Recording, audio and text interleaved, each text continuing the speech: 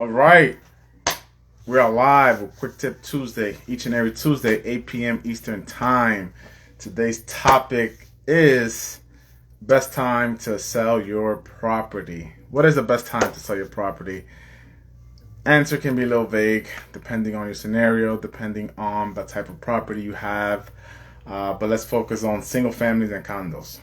So according to statistics online, the best time is, let's see,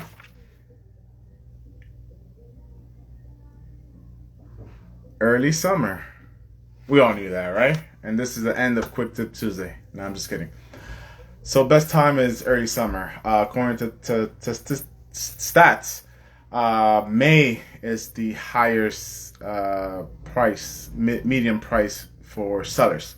So basically that means you would have to put your property probably around springtime, beginning of springtime, to get it to be sold in the month of May. So that's something to keep in mind. This is for single families and condos, basically for families, not for like more an investor standpoint. It also can depend on the area you're looking for. The reason for May and the summer, springtime is because families want to have their kids, don't want to interrupt their school schedule for their kids. So they want to start their new school year fresh in the new town, new area, new home. They have time in the summer to pack and move and do any renovations, get ready, have their first barbecue in the house, have family gatherings, have some summer events. In a lot of areas, we have the winter and colder months, so it's easier for people to move in the warmer time frame. When it comes to multifamily, there isn't a specific time frame at commercial properties. Because it's investors. So investors are all year round. It's not such a big pool as single family homes. But when it comes to 2 to 4 families, they are residential buyers that go for that property. So instead of going for a single family, they can possibly go for a multifamily and possibly save some money and decrease their expenses. So you can definitely have those two criterias, but this is mainly focused on the single families and condos. Rates are going up, so it will impact your pool of buyers. So depending on your price range, of course, it can increase or decrease. So let's say if you're in a higher price range, people that were just hitting that mark will have to go to a lower price range. They might have to go to a new area. They may need to put more money down.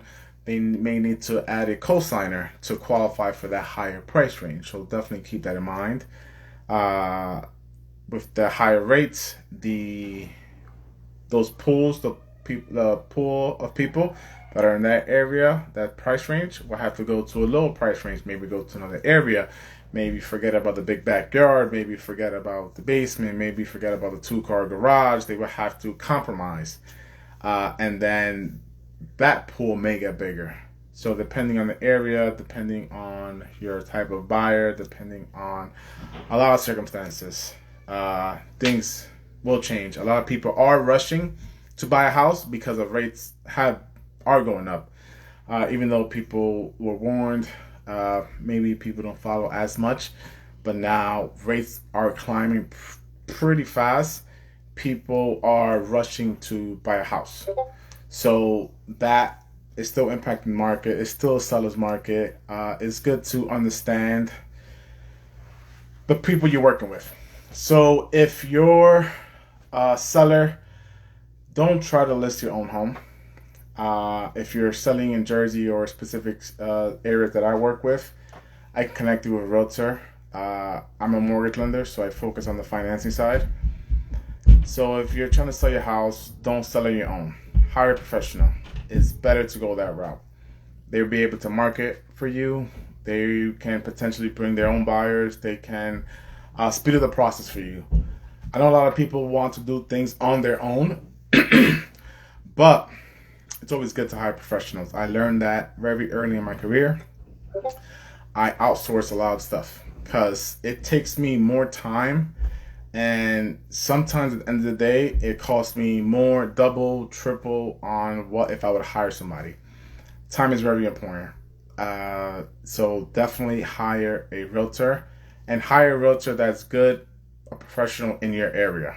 A lot of people can say they sell in that area, whatever the case is, but do your research. How many homes have they sold in the area? If they're new to the game, that's fine, as long as they have a team backing them up. They have those resources to help them push and have the hunger to push you, because sometimes that would help you more than experience.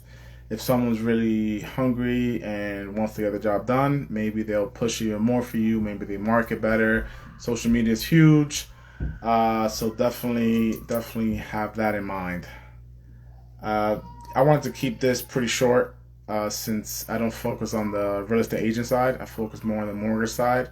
I just wanted to give a brief scenarios for sellers out there. There's still a seller's market. Sell your home if you need to. But keep in mind, if you're going to buy, rates are going up. Maybe you're lucky enough that you have enough equity. You don't need a new mortgage. So if you have any questions, concerns, new topics you want me to discuss for next week, shoot me a message. And everyone have a good rest of your night.